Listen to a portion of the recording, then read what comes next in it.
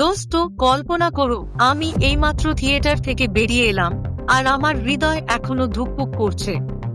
Kantara chapter 1 দেখেছি, যেন জঙ্গলের গভীরে ঢুকে পড়েছি, যেখানে দেবতারা হাঁটে আর একটা যোদ্ধা তার ভূমির জন্য রক্ত ঝরায়।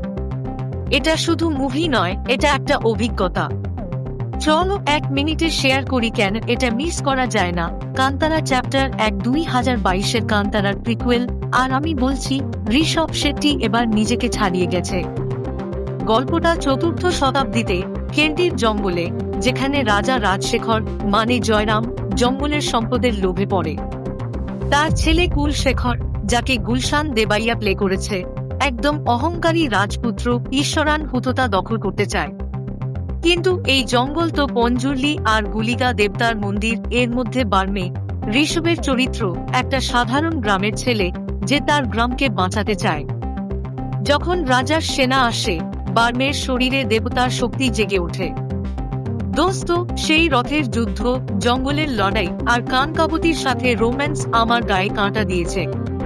প্রথম হাফে গ্রামের উৎসব আর কমেডি, কিন্তু সেকেন্ড হাফ পুরো থিয়েটার কেঁপে উঠল। ভিএফএক্স আর অজনীশের মিউজিক মনে হয় রক্তে ঢুকে গেছে। কাহিনী শেষ হয় একটা টুইস্ট দিয়ে, যা অরিজিনালের সাথে জোড়ে। মেসেজটা: প্রকৃতিকে ভালোবাসো, লোভের বিরুদ্ধে লড়ো।